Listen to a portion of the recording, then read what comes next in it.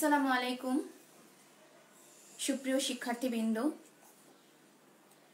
একাদশ শ্রেণীর অনলাইন ক্লাসে বাংলা কলেজের সকল শিক্ষার্থীবৃন্দকে স্বাগতম। আশা করি সবাই ভালো আছো, সুস্থ আছো।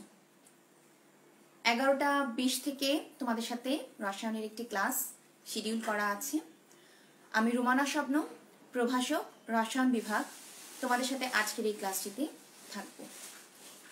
আমি তোমাদের সাথে অলরেডি প্রথম পত্রের দ্বিতীয় অধ্যায় গুণগত রসায়ন অধ্যায়টি পড়াচ্ছি তোমাদেরকে, যেটাই বলো আমরা শেয়ার করছি। তো গুণগত রসায়নের অলরেডি আমাদের 5টা লেকচার হয়ে গেছে। আজকে আমাদের লেকচার 6 নম্বর লেকচার। আজকে ডেট 13 ডিসেম্বর, লেকচার 6।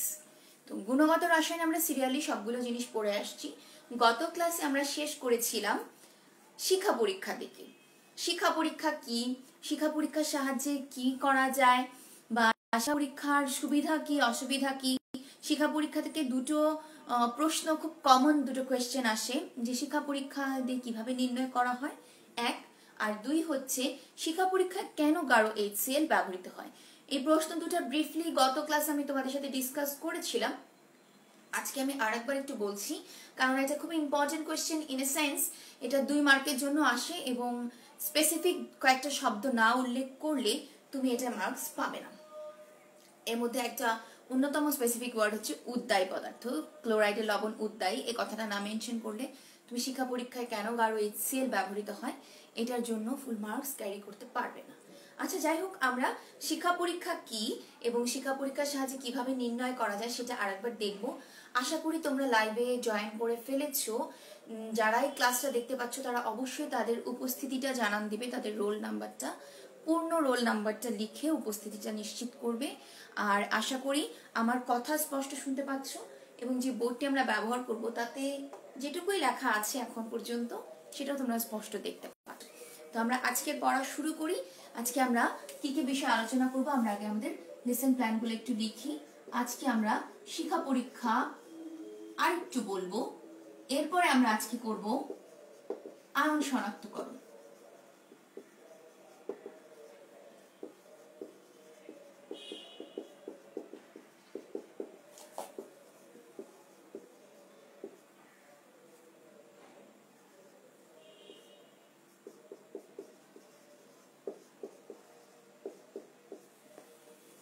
দেখো, শিক্ষা পরীক্ষার আরেকটা নাম হচ্ছে ফ্লেম টেস্ট, আর আয়ন শনাক্তকরণের নাম হচ্ছে আইডেন্টিফিকেশন অফ আয়ন। ওকে, তোমরা কি ক্লিয়ারলি বোর্ড দেখতে পাচ্ছ?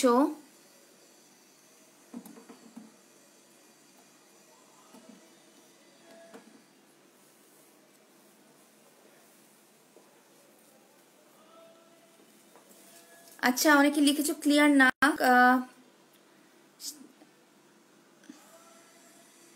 এখন একটু খেয়াল করো তো, এখন কি ক্লিয়ারলি দেখতে পাচ্ছ কিনা।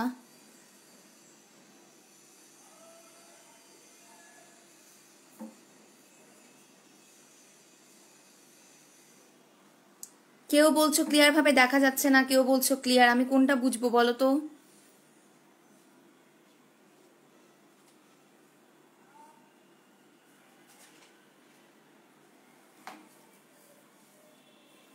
আচ্ছা, পরপর দুজনের দেখলাম, তারা বলেছে এখন ঠিক আছে, ক্লিয়ার দেখা যাচ্ছে। আমি 3 জন, আমি ওটাই ধরে নিলাম। সুমাইয়া, রিমি, তুমি তোমার নেটওয়ার্ক চেক করো।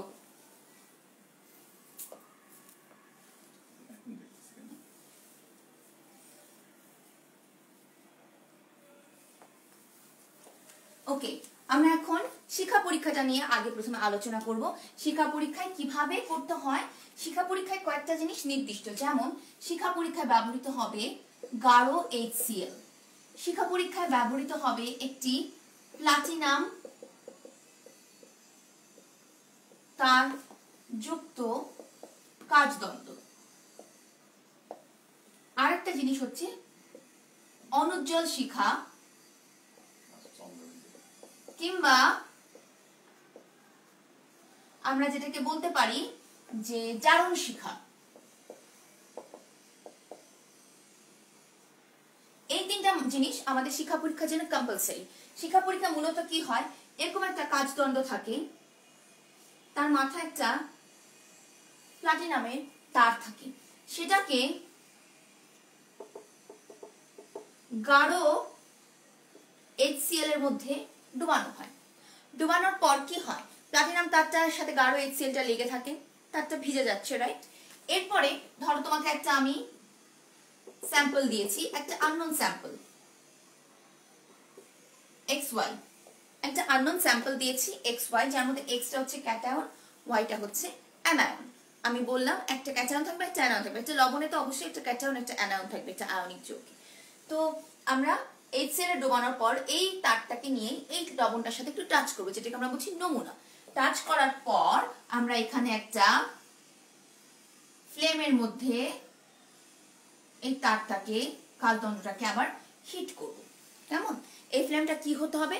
অবশ্যই জারণ শিখা, মানে হচ্ছে স্পিরিট ল্যাম্পের মাধ্যমে আমরা হলুদ যে শিখাটা দেখি সেটা না, নীলচে যে একটা শিখা দেখি, যেটা একটু অস্পষ্ট দেখা যায় না সবসময়, চুলা, রান্নাঘরের চুলার বার্নারের মধ্যেও আমরা এটা দেখতে পাই। জারণ শিখা, যেখানে পর্যাপ্ত পরিমাণ অক্সিজেন আছে, সেই জারণ শিখায় আমরা এটাকে দিব। দেওয়ার পর দেখা যাবে এই ফ্লেমটা কিছুটা কালার দেখাচ্ছে, বিভিন্ন colour according to the cation. এই এক্সটা বিভিন্ন রকম ক্যাটায়ন হতে পারে। এক্সটা হতে পারে সোডিয়াম, কপার, আয়রন, এরকম পটাশিয়াম, ক্যালসিয়াম, এরকম যে কোনো একটা আয়ন হতে পারে। তো এই আয়নগুলোর ভিত্তিতে এই ফ্লেমটার রং ভিন্ন ভিন্ন হবে।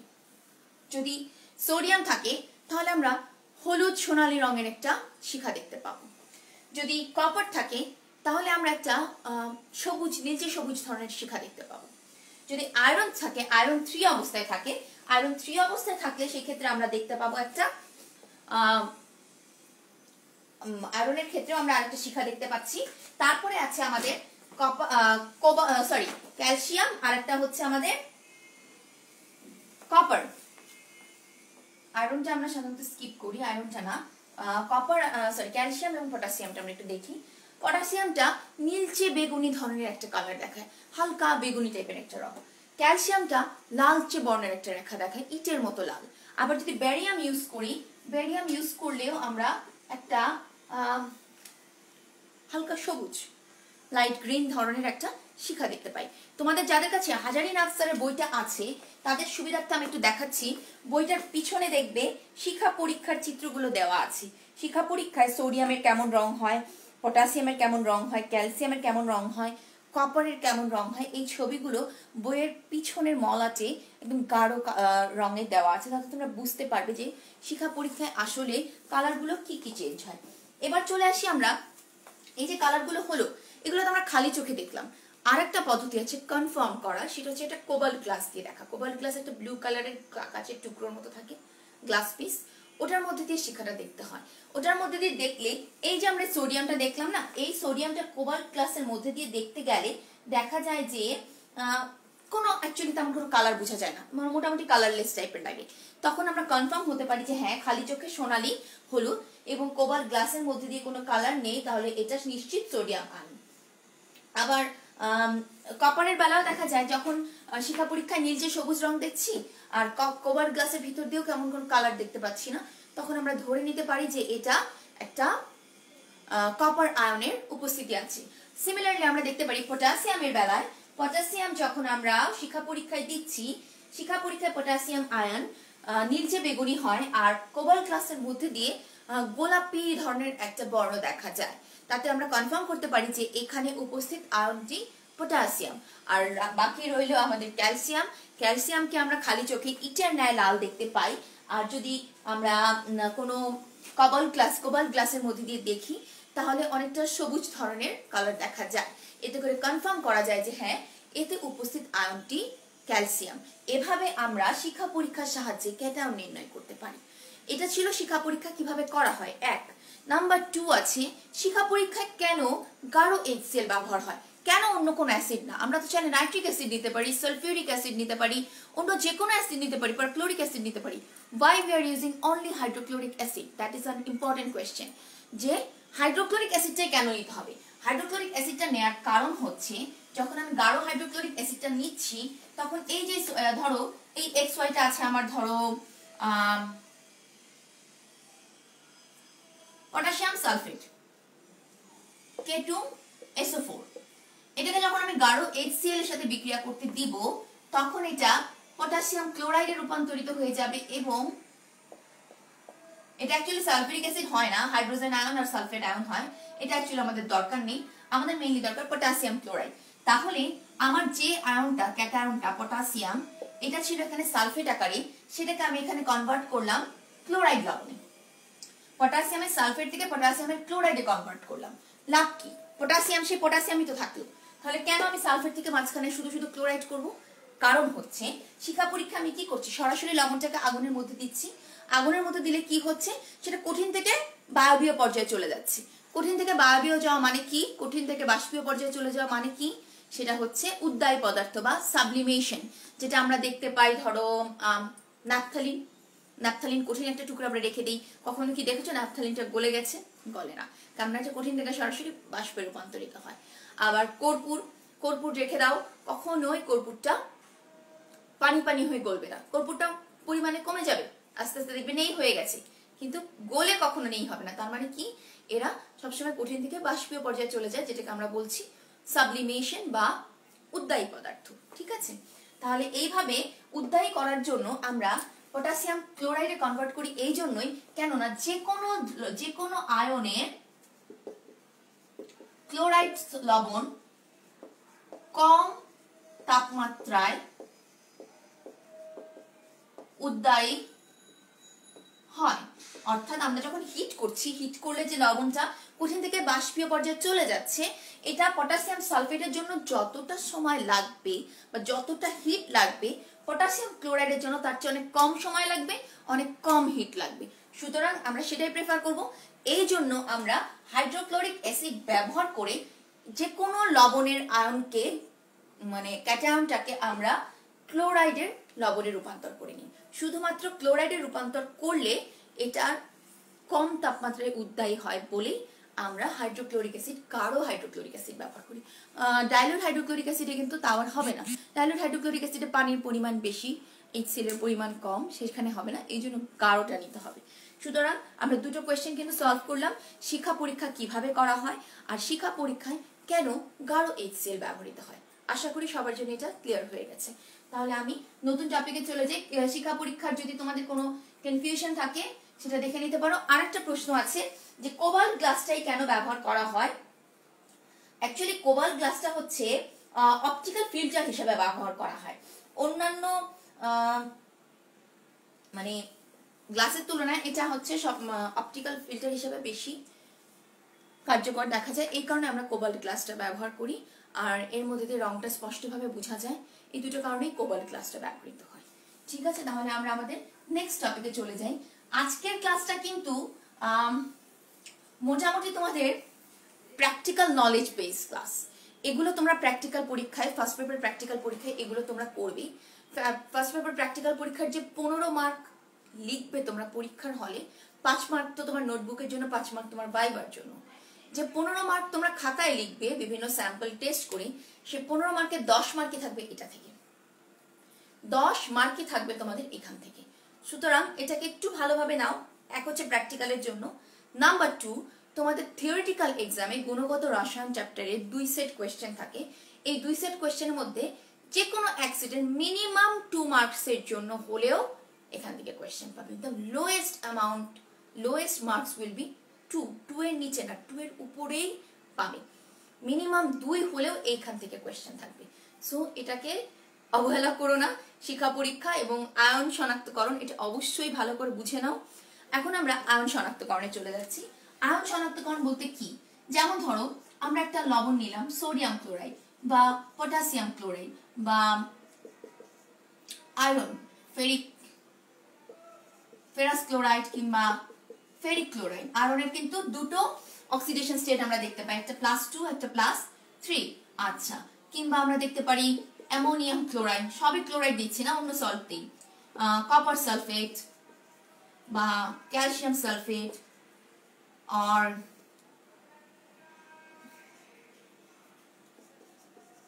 সোডিয়াম কার্বনেট, এরকম বিভিন্ন রকমের দেখতে পাই। দেখো এবার যদি আমরা ক্যাটায়ন আর অ্যানায়ন গুলোকে একটু আলাদা করি তাহলে তুমি বুঝতে পারবে যে কোনটার জন্য কেমন টেস্ট।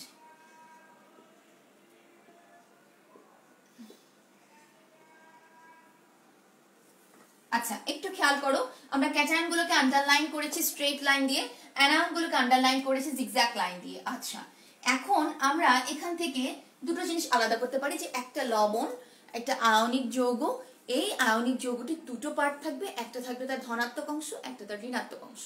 ধনাত্মক অংশটা কোথা থেকে আসছে? ধনাত্মক অংশটা আসছে ক্ষার থেকে, আর ঋণাত্মক অংশটা আসছে অম্ল থেকে। তাই ধনাত্মক অংশটাকে আমরা বলবো ক্ষারীয়মূলক, আর ঋণাত্মক অংশটাকে আমরা বলবো অম্লীয়মূলক। তাহলে আমরা দুটো টার্ম লিখি, অ্যানায়ন ক্যাটায়ন। তাদের এই অংশটা কি হবে? অ্যানায়নটা কি হবে? ঋণাত্মক, আর ক্যাটায়নটা হবে ধনাত্মক। আর অ্যানায়নটাকে আমরা কি বলবো? অম্লীয়মূলক, আর ক্যাটায়নকে বলবো ক্ষারীয়মূলক। আর একটা নাম আছে, এটাকে বলা হয় অধাতব অংশ, আর এখানে বলা হবে ধাতব অংশ।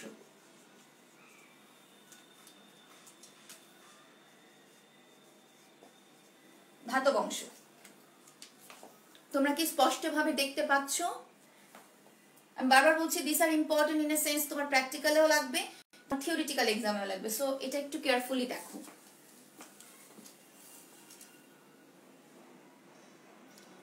সুমাইয়া রহমান, কেমিস্ট্রি কোন চ্যাপ্টার? ওটা বোর্ডের একদম উপরে লেখা আছে, দেখো চ্যাপ্টার 2 গুণগত রসায়ন।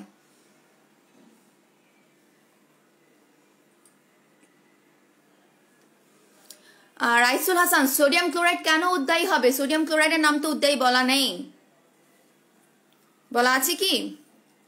সোডিয়াম ক্লোরাইডকে আমরা শিখা পরীক্ষায় যখন নিচ্ছি তখন ক্লোরাইড আয়নটা সহজে উদ্দায়ী হতে পারছে, সেই জন্য আমরা বলছি সোডিয়াম ক্লোরাইড। সোডিয়াম ক্লোরাইডকে উদ্দায়ী বলছি না, কিন্তু শিখা পরীক্ষায় আমরা সোডিয়ামের আয়নকে ক্লোরাইডে রূপান্তর করে তারপরে শিখা পরীক্ষা করতে পারবো, তা না হলে শিখা পরীক্ষা করা যাবে না।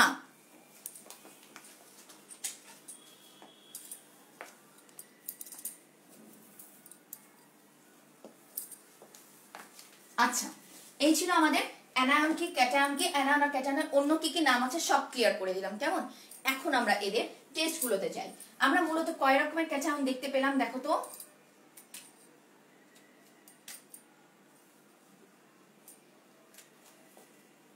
কয় রকমের ক্যাটায়ন দেখতে পাচ্ছি? ক্যাটায়ন আমরা দেখতে পাচ্ছি sodium, potassium, iron 2, iron 3, copper, ammonium, calcium, আরো আসবে ধরো জিঙ্ক আছে, তারপরে এগুলো মোটামুটি আমাদের ক্যাটায়ন হিসাবে লাগবে। এই ক্যাটায়ন গুলো আমরা আমাদের সিলেবাসে পাচ্ছি। আর অ্যানায়ন গুলোকেও আমি এখানে একটা বক্সে লিখে দিচ্ছি, দেখো অ্যানায়নের মধ্যে ফার্স্ট যেটা পাবো আমরা chloride, bromide, iodide, sulphate, nitrate, carbonate. এই বক্সের টার্মগুলো অবশ্যই খাতায় লিখে ফেলো যে ক্যাটায়ন হিসেবে আমরা এদেরকে টেস্ট করব, আর অ্যানায়ন হিসেবে আমরা এদেরকে টেস্ট করব। Note it down. আমি এখন টেস্ট করার জন্য কিভাবে করতে পারি আমরা সেটা একটু লিখে দিচ্ছি। যা কিছু আছে বোর্ডে সেটা অবশ্যই লিখে নাও, it is important for you. বোর্ডের নোট, বোর্ডের জিনিসগুলো লিখে নাও, লেখাগুলো।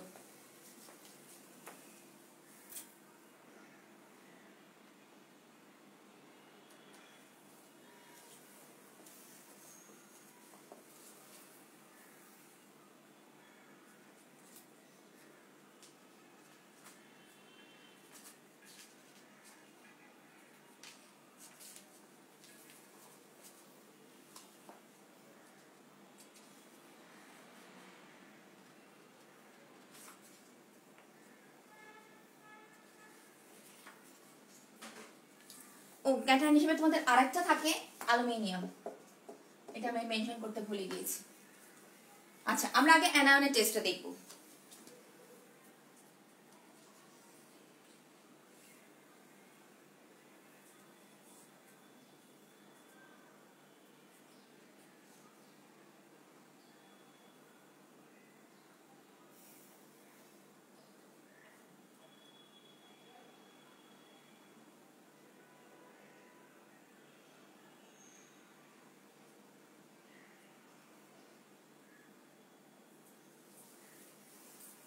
কমপ্লিট। তাহলে আমরা অ্যানায়নের টেস্টে চলে যাই। অ্যানায়ন বা অম্লীয় মূলক, বাকি সব আমি মুছে দিচ্ছি।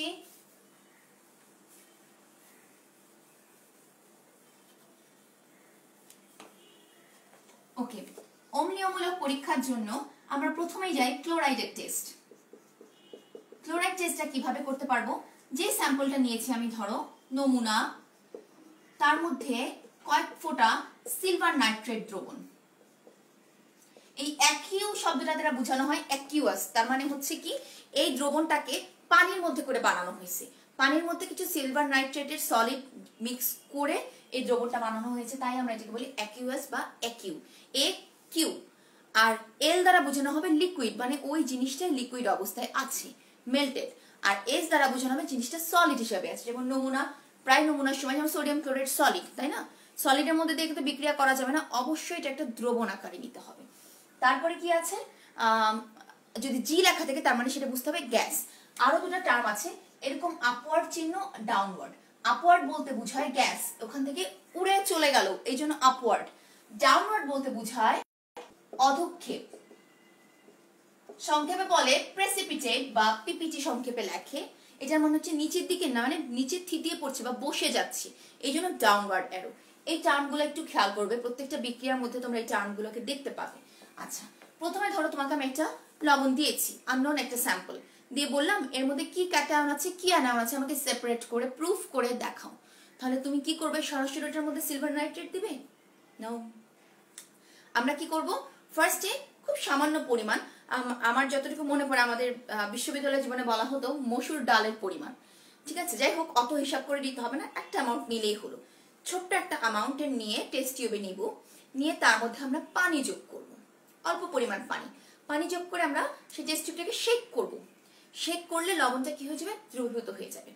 যদি দ্রবীভূত না হয় আমরা টেস্ট টিউবটাকে একটু গরম পানির মধ্যে রাখবো, হ্যাঁ, যেটাকে আমরা বলি ওয়াটার বাথ। গরম পানির মধ্যে রাখলেও দ্রবীভূত হয়ে যায়। তাতেও যদি না হয় তাহলে হালকা বা ডাইলিউট বা লঘু হাইড্রোক্লোরিক অ্যাসিড দিব।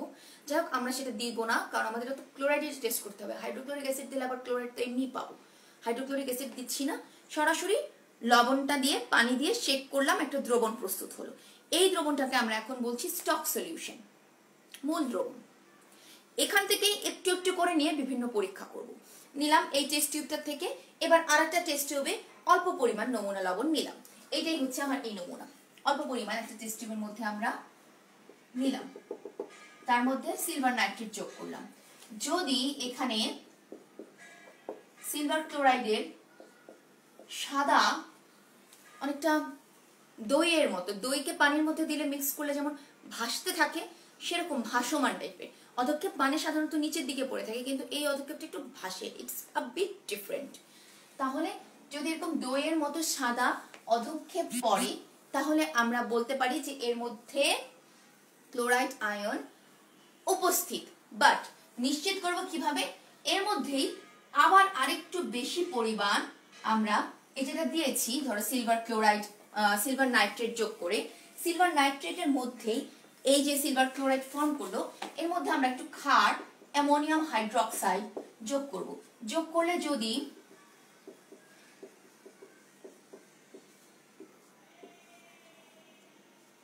স্বচ্ছ দ্রবণ হয়ে যায়, মানে সাদা অধক্ষেপ থেকে স্বচ্ছ হয়ে গেল আবার ট্রান্সপারেন্ট, তাহলে আমরা বলতে পারবো ক্লোরাইড আয়ন নিশ্চিত। এটা আমার উপস্থিতি নির্ণয় করে, এটা আমার নিশ্চিত করে। দুটো টেস্ট খেয়াল করো, একটা হচ্ছে প্রেজেন্স আর একটা হচ্ছে কনফার্মেশন।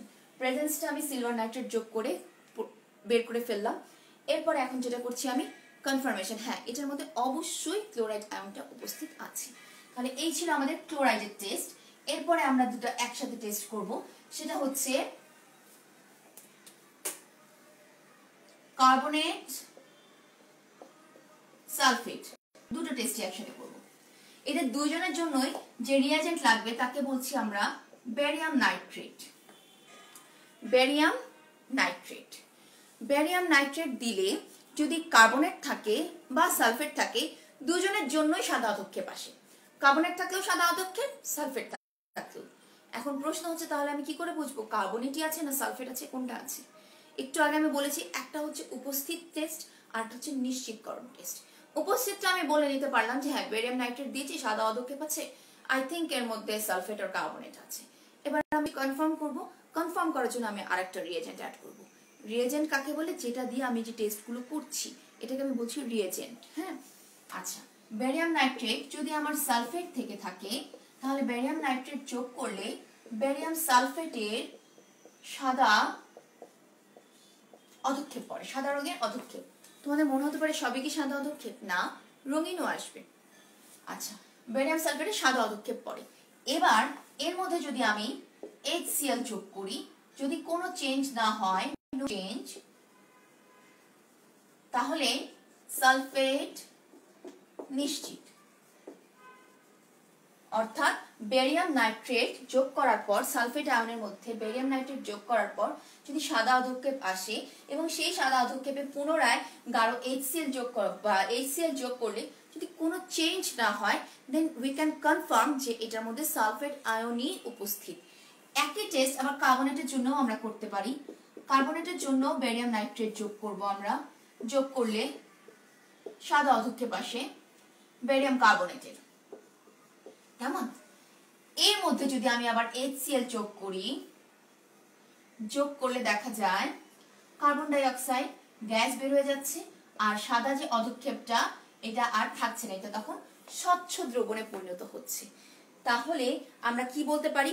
দুজনই কিন্তু সালফেট এবং carbonate both R showing result as white precipitate with barium nitrate. Barium nitrate যোগ করলে সালফেট আয়ন কার্বনেট আয়ন উভয়ই সাদা অধক্ষেপ দিচ্ছে, কিন্তু গাঢ় এরপরে HCl যোগ করলে কার্বনেট যেটা সেটার মধ্যে অধক্ষেপটা দ্রবীভূত হয়ে যাচ্ছে, কার্বন ডাই অক্সাইড গ্যাস বের হয়ে যাচ্ছে। কার্বনেট জাতীয় জিনিসে অ্যাসিড যোগ করলে সবসময় কার্বন ডাই অক্সাইড গ্যাস বের হবে। তোমরা এটা বাসায়ও টেস্ট করতে পারো। 7 আপ বা যে কোনো সফট ড্রিঙ্কের মধ্যে একটু লেবু দিয়ে দেখো যে ওর মধ্যে থেকে কি পরিমাণ গ্যাস বের হয়েছে, কারণ ওর মধ্যে তো কার্বনেট থাকে, আমরা তো বলি না কার্বোনেটেড ওয়াটার, ওর মধ্যে লেবু দিলে বিক্রিয়া করে কার্বন ডাই অক্সাইড গ্যাস বের হয়ে আসে। যাই হোক, ওরকমই আমরা কি করলাম, যে সালফেট যদি উপস্থিত থাকে বেরিয়াম নাইট্রেট যোগ করলে সাদা অধক্ষেপ আসলো, সেটার মধ্যে পুনরায় গাঢ় HCl যোগ করার পর কয়েক ফোঁটা, সেই অধক্ষেপটা যদি কোনো পরিবর্তন না হয়, দেন কনফার্ম এটার মধ্যে সালফেট আয়ন উপস্থিত। আর যদি সাদা অধক্ষেপ আসার পর HCl দিলে সেটা স্বচ্ছ দ্রবণে পরিণত হয়, তাহলে সেখানে কার্বনেট আয়ন উপস্থিত। আমরা দুটো টেস্ট পেলাম। কার্বনেটের সরাসরি আরেকটা টেস্ট করা যায় সলিড স্যাম্পলটা নিয়ে, কোনো লিকুইড দ্রবণ কিচ্ছু না, সলিড স্যাম্পলটা নিয়ে তার মধ্যে কয়েক ফোঁটা HCl যোগ করলে যদি অনেক ফেনা ফেনা আকারের গ্যাস বের হয়ে আসে, তাহলে বুঝতে হবে এটাতে কার্বনেট আয়ন উপস্থিত। কার্বনেটের কিন্তু আমরা দুটো টেস্ট দেখলাম। আচ্ছা, এরপরে আমরা চলে যাচ্ছি আরেকটা টেস্ট করতে। বাই দ্য ওয়ে, তোমাদের বিক্রিয়াগুলো লেখা হয়ে গেছে? বিক্রিয়া কিন্তু মাস্ট, বিক্রিয়া ছাড়া মার্কস পাবে না। যদি শনাক্তকরণ পরীক্ষায় আসে এবং তুমি উত্তর করো, অবশ্যই বিক্রিয়া উল্লেখ করতে হবে এবং সকল সহ, মানে স্টেট সিম্বল সহ, যে কোনটা লিকুইড কোনটা অ্যাকুয়াস, এগুলো খেয়াল করবে। সাদা রং, অধক্ষেপ, এগুলো একটু খেয়াল করতে হবে। আচ্ছা,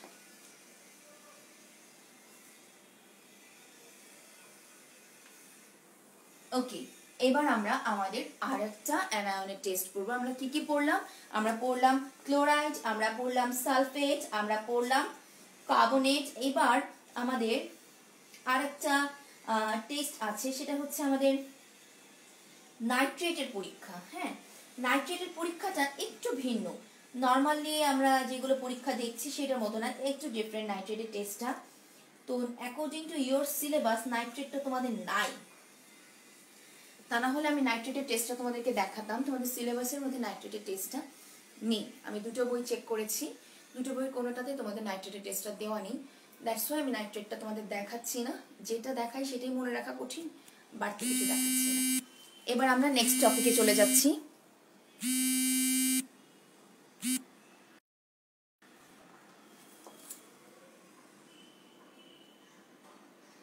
আচ্ছা, তৌফিকা ফারজানা, তোমার কোয়েশ্চেন হচ্ছে HCl কি গাঢ় নাকি লঘুটা যোগ করতে হবে? লঘু HCl যোগ করলেই হবে। হ্যাঁ, গাঢ় HCl না, লঘু HClটা যোগ করলেই হবে। আচ্ছা, যাদের কাছে বোর্ডে দেখতে অসুবিধা হচ্ছিল তারা এখন একটু খেয়াল করো তো, এখন ক্লিয়ার কিনা।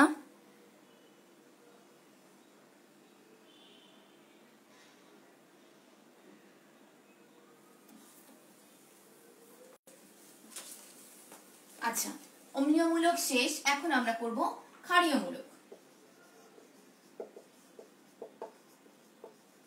ক্ষারীয়মূলক বা ক্যাটায়নিক টেস্ট। ক্যাটায়নিক টেস্টের জন্য আমরা সবার প্রথমে যেটা টেস্ট করব, আমরা তো এতক্ষণ অনেক সাদা পদক্ষেপ দেখলাম, এবার একটু কালারফুল পদক্ষেপ দেখি। কালারফুল পদক্ষেপ দেখার জন্য আমরা অবস্থান্তর মৌলগুলো নিব। তোমরা তৃতীয় অধ্যায় পড়ছো তাই না, পর্যায়বৃত্ত ধর্ম রাসায়নিক বন্ধন চ্যাপ্টারটা, অবশ্যই ওখানে তোমরা অবস্থান্তর মৌল সম্পর্কে জেনেছো, যেগুলো হচ্ছে কালারফুল কম্পাউন্ড ক্রিয়েট করে, অবস্থান্তর মৌল বা ডি ব্লক মৌল, রঙিন যৌগ গঠন করে। আমরা আজকে সেগুলোর একটু টেস্ট আগে করি। সেটার জন্য আমরা প্রথম যেটা টেস্ট করতে চাই আয়রন 2+ বা ফেরাস, বা এটাকে অনেক জায়গায় এভাবেও লেখে Fe2 অর ফেরাস, তিনটাই সত্যি। আচ্ছা, এটা টেস্ট করার জন্য আমরা কি ব্যবহার করব? প্রথমে এটার আমরা একটা নমুনা দ্রবণ নিব। নমুনা দ্রবণ নিয়ে এর মধ্যে আমরা পরীক্ষা টেস্ট টিউবের মধ্যে একটা জলীয় দ্রবণ নিব, নিয়ে এর মধ্যে potassium ferricyanide K3FeCN6 potassium ferricyanide নামক একটা কম্পাউন্ডকে আমরা যোগ করা হবে। যোগ করলে যদি এর মধ্যে আয়রন 2+ আয়ন উপস্থিত থাকে, অর্থাৎ Fe2+ যদি থাকে, তাহলে এর উপস্থিতিতে এটা শব্দটা হচ্ছে প্রুসিয়ান ব্লু, মানে একটু উজ্জ্বল নীল রং, উজ্জ্বল নীল রঙের একটা অধক্ষেপ পড়বে। হ্যাঁ,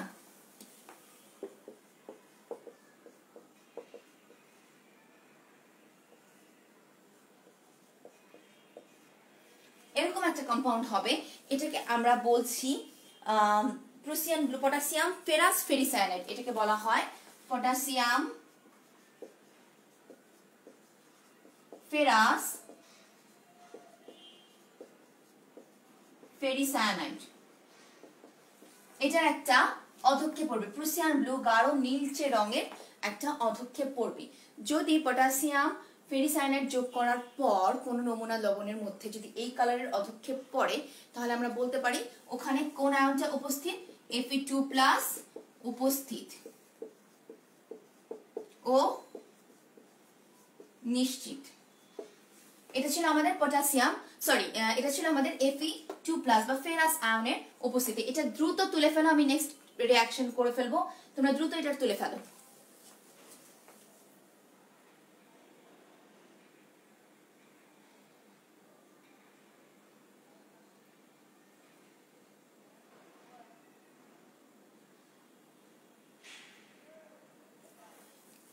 খেয়াল করো, আমরা এই যৌগটা যোগ করেছি, এটাই হচ্ছে আমাদের বিকারক বা রিয়াজেন্ট। যাই হোক, এটা দ্রুত তুলে ফেললে আমরা Fe3+ করব।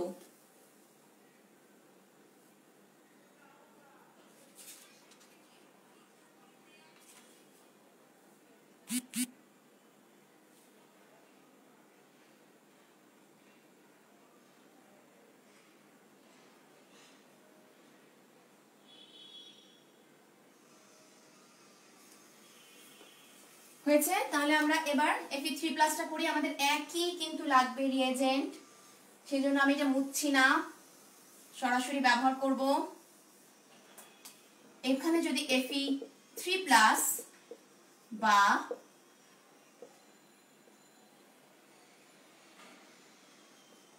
ফেরিক, Fe3+ এর আরেকটা নাম হচ্ছে ফেরিক, ফেরাস ফেরিক।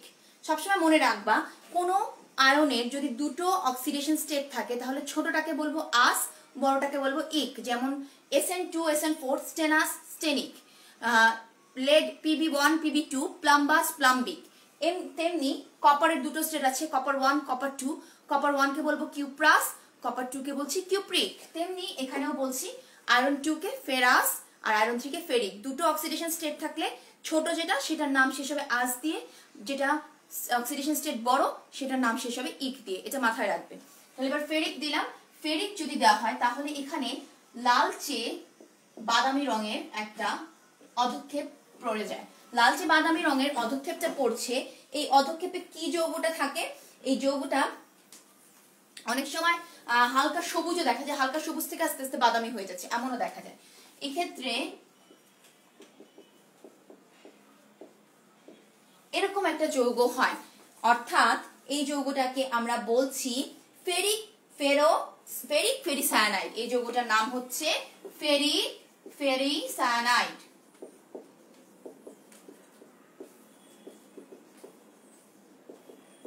এটা কিন্তু লালচে বাদামি, আবার কোন কোন জায়গায় আছে হালকা সবুজ, আসলে হালকা সবুজ হয়ে এটা কনভার্ট হয়ে যায়। হ্যাঁ, আয়রন যখন 2 স্টেজে থাকে সাধারণত কালারটা লাইট গ্রিন হয়, আর যখন 3 স্টেজে থাকে কালারটা লালচে বাদামি হয়। আর একটা টেস্ট আছে, খুব সহজ একটা টেস্ট। যদি Fe2+ থাকে, এর মধ্যে সোডিয়াম হাইড্রোক্সাইড যোগ করি আমরা, তাহলে সবুজ বর্ণের, এটা একটু ময়লা সবুজ, শ্যাওলা সবুজ ধরনের ফেরাস হাইড্রোক্সাইডের অধক্ষেপ পড়ে। আর Fe3+ যদি যোগ করি তাহলে লালচে বাদামি রঙের ফেরিক হাইড্রোক্সাইডের অধক্ষেপ পড়ে। কিন্তু এটা হচ্ছে তোমাদের জানার সুবিধার্থে আমি শেয়ার করছি, এটা কিন্তু বই থেকে না, আর এটা হচ্ছে আমাদের বই থেকে, সুতরাং এটা ফলো করবি। এই ছিল আয়রন 2 এবং আয়রন 3, এই দুটো টেস্ট কিন্তু আমরা জেনে নিলাম। এবার চলে যাই আমরা, লিখে ফেলো, নেক্সটটা করব।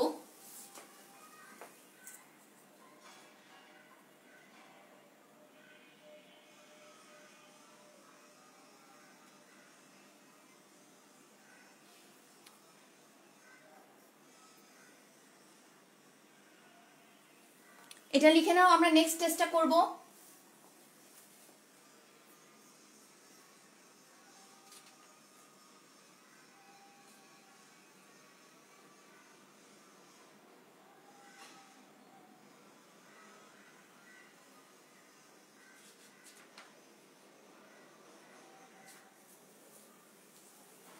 হলে আমরা এখন আরেকটা টেস্ট করব। এটা হচ্ছে কপার 2+। কপার 2+ এর জন্য আমরা নমুনাটা নিচ্ছি, বা যেটার মধ্যে কপার 2+ দ্রবণ আছে, অ্যাকুয়াস সলিউশন, তার মধ্যে আমরা পটাশিয়াম ফেরিসায়ানাইড, না কিন্তু এটা কিন্তু ফেরোসায়ানাইড, আগেটা ছিল ফেরির বেলায় খেয়াল করবে K3 আছে। FeCN6 টা common for both of them, but ফেরির বেলায় K3 আছে, আর ফেরোসায়ানাইডের বেলায় K4 আছে। পটাশিয়াম ফেরোসায়ানাইড যদি আমরা যোগ করি তাহলে এক্ষেত্রে একটা খয়েরি ধরনের বর্ণের বা কালচে বাদামি কাইন্ড অফ, আমি সত্যি যদি বলি প্র্যাকটিক্যালি দেখে যেটা তোমার মনে হবে জাস্ট চকলেট কালার। তো চকলেট কালার তো আমরা লিখতে পারি না, লালচে বাদামি বলতে পারি, বা খয়েরি রং বলতে পারি, বা কালচে বাদামিও বলতে পারি। সেক্ষেত্রে একটা কম্পাউন্ড প্রস্তুত হবে, এই কালারের অধক্ষেপ পড়বে, সেটার কম্পাউন্ডটার নাম হচ্ছে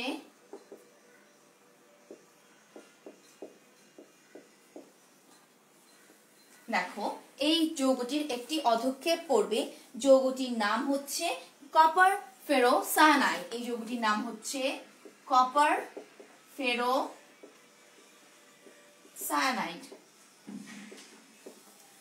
আচ্ছা, এই একই টেস্ট আমি না তোমাদেরকে সোডিয়াম হাইড্রোক্সাইড দিয়েও করে দেখাতে পারি, যদি, বা অ্যামোনিয়াম হাইড্রোক্সাইড দিয়ে। চলো অ্যামোনিয়াম হাইড্রোক্সাইডটা একটু দেখি।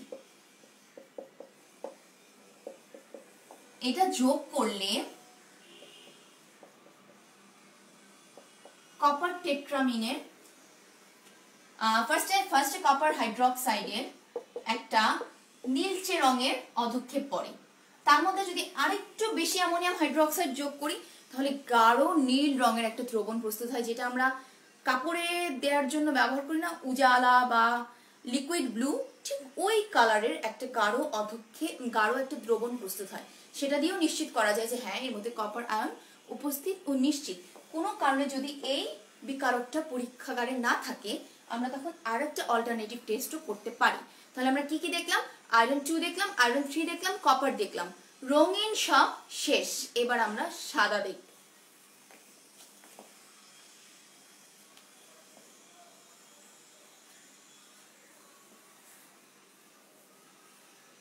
আচ্ছা, রঙিন যৌগের অধক্ষেপ কিন্তু শেষ।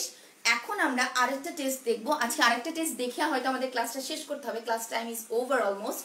তাহলে আমরা আরেকটা টেস্ট একটু দেখি। যেমন ধরো আমরা ক্যালসিয়ামের টেস্টটা দেখি। কেমন?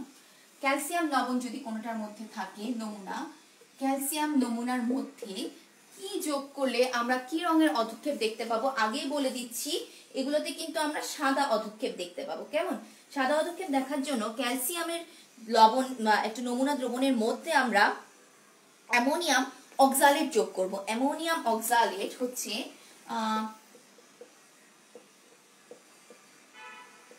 অ্যামোনিয়াম অক্সালেট, সরি এটা ভুল হলো,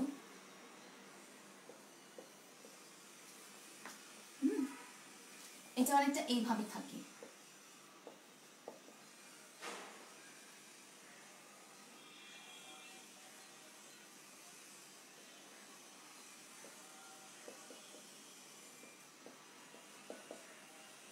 এই যৌগটাই কিন্তু অ্যামোনিয়াম অক্সালেট। এটাকে আমি সংক্ষেপে তোমাদেরকে এখানে দেখিয়ে দিয়েছি। অ্যামোনিয়াম অক্সালেট যোগ করলে যদি সাদা রঙের ক্যালসিয়াম অক্সালেটের অধক্ষেপ প্রস্তুত হয়, সাদা বর্ণের ক্যালসিয়াম অক্সালেট, সাদা বর্ণের ক্যালসিয়াম অক্সালেটের যদি অধক্ষেপ পড়ে, সেটা আবার যা এর মধ্যে যদি গাঢ়, এর মধ্যে যদি আবার HCl যোগ করি, তাহলে সেটা দ্রবীভূত হয়ে স্বচ্ছ দ্রবণে পরিণত হয়। তাহলে এখানে ক্যালসিয়াম আয়ন উপস্থিত ও নিশ্চিত। তাহলে দেখো আমরা আজকে আরেকটা টেস্ট করলাম সাদা অধক্ষেপে, সেটা হচ্ছে ক্যালসিয়াম দিয়ে। ক্যালসিয়াম, সোডিয়াম এরা মোটামুটি সবাই সাদা রং দিবে। রঙিন তিনটা আমরা দেখে ফেলেছি, আয়রন 2, আয়রন 3 অ্যান্ড কপার 2। এই তিনটা ছিল রঙিন অধক্ষেপ। এই তিনটা কমপ্লিট। আমাদের অ্যানায়নের টেস্টগুলো কমপ্লিট। এখন ক্যাটায়নের আরো তিনটা বাকি আছে। ক্যালসিয়াম করলাম, আরো থাকবে সোডিয়াম, থাকবে তোমাদের অ্যালুমিনিয়াম, জিঙ্ক। এই আয়ন টেস্টগুলো আমরা আমাদের নেক্সট ক্লাসে করব। তো আজকে আমরা ক্যালসিয়ামটাকে দিয়েই শেষ করছি। ক্যালসিয়ামের মধ্যে অ্যামোনিয়াম অক্সালেট দ্রবণ যোগ করলে যদি সাদা বর্ণের ক্যালসিয়াম অক্সালেটের অধক্ষেপ পড়ে, তাহলে আমরা বলতে পারি যে এর মধ্যে ক্যালসিয়াম ক্যালসিয়াম উপস্থিত। আমি ধারণা করছি উপস্থিত, কনফার্ম করছি কি দিয়ে? HCl যোগ করছি। HCl যোগ করলে যদি সেই অধক্ষেপ দ্রবীভূত হয়ে যায়, ট্রান্সপারেন্ট আবার দ্রবণ চলে আসে, তাহলে বলতে পারবো হ্যাঁ এটার মধ্যে ক্যালসিয়াম উপস্থিত ও নিশ্চিত, কনফার্ম। আচ্ছা, আরেকটা টেস্ট আছে ক্যালসিয়ামের, ওটা আরেকটু সহজ। সহজটা এই জন্য বলে দিচ্ছি, কোনো কারণে এই বিকারকটা যদি না থাকে পরীক্ষার হলে, তাহলে আমরা ব্যবহার করব। তবে হ্যাঁ, পরীক্ষায় যদি মেইন খাতায় প্রশ্ন হিসাবে আসে ক্যালসিয়াম আয়ন কি করে শনাক্ত করা যায়, অবশ্যই অক্সালেট দিয়ে তোমাকে দেখাতে হবে। এছাড়াও ammonium chloride, ammonium hydroxide, ammonium carbonate তিনটা যোগ করার পর সাদা অধক্ষেপ আসে, সেটাতেও কনফার্ম করা যায় যে ক্যালসিয়াম উপস্থিত। তবে তোমাদের বইতে যেহেতু অক্সালেট আছে, বেটার তুমি অক্সালেটের রিঅ্যাকশনটাই প্র্যাকটিস করো। তাহলে আজকের ক্লাসটাকে আমরা সাম আপ করি। আমরা কি কি পড়লাম আজকের ক্লাসে? আমরা পড়েছি শিক্ষা পরীক্ষা। শিক্ষা পরীক্ষা কিভাবে করা হয়, কেন গাঢ় HCl ব্যবহার করা হয়, শিক্ষা পরীক্ষায় কি কি রং দেখতে পাই আমরা, কোবাল্ট গ্লাস ব্যবহার করার কারণে কি কি কালার দেখতে পাই সেটাও জেনেছি। তারপরে পড়েছি আমরা আয়ন শনাক্তকরণ। আয়ন শনাক্তকরণ সিক্ত পরীক্ষা। সিক্ত পরীক্ষা হিসাবে আমরা কি কি আয়ন শনাক্ত করেছি? অম্লীয় আয়ন আলাদা, ক্ষারীয় আয়ন আলাদা। অম্লীয় আয়ন যেগুলো আমরা অ্যানায়ন বলি বা নেগেটিভ আয়নগুলো বলি, এর মধ্যে ক্লোরাইড করলাম, সালফেট করলাম, কার্বনেট করলাম, এই তিনটা আয়ন আমরা করলাম। এরপরে আছে আমাদের ক্ষারীয় আয়ন পরীক্ষা, ক্ষারীয়মূলক পরীক্ষা বা ক্যাটায়ন টেস্ট। সেক্ষেত্রে আমরা করেছি আজকে আয়রন 2, আয়রন 3, কপার 2, ক্যালসিয়াম, চারটা আয়ন করেছি। বাকি রইল আমাদের aluminium, zinc and sodium. Next ক্লাসে ইনশাআল্লাহ, আশা করছি এই বছরে তোমাদের সাথে হয়তো আর দেখা হচ্ছে না, আল্লাহ যদি সুস্থভাবে বাঁচিয়ে রাখে আগামী বছর ইনশাআল্লাহ আবার দেখা হবে। তোমরা ভালো থাকো, সুস্থ থাকো। মাদকের মতো ভয়াবহ হাতছানি থেকে নিজেকে রক্ষা করার মতো একটা বড় কাজ যেন তোমরা করতে পারো, নিজেদেরকে কন্ট্রোল করে রাখতে পারো, আমি এই দোয়া করি। আর করোনা পরিস্থিতি দেশের আবারও একটু নেগেটিভই হয়েছে, যেটাকে আমরা অনেকে সেকেন্ড ওয়েভ বলছি in the whole world. US is also suffering a lot. এই অবস্থায় নিতান্ত প্রয়োজন না হলে বাসা থেকে বের হওয়ার দরকার নেই। তোমরা আপকামিং নিউ জেনারেশন, যে তোমরা তোমাদের উপর অনেক কিছু ডিপেন্ড করছে ওয়ার্ল্ডের। So keep your self safe and good. ভালো থাকো, সুস্থ থাকো, ইনশাল্লাহ আবার দেখা হবে। আল্লাহ হাফেজ।